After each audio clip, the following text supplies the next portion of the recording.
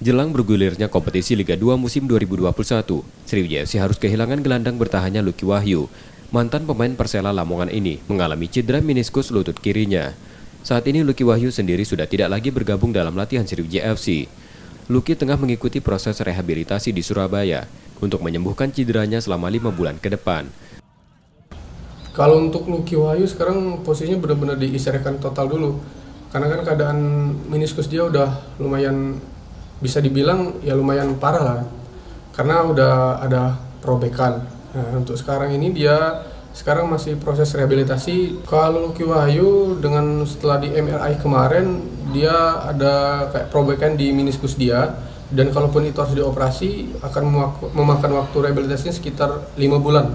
Itu paling cepat lah 5 bulan.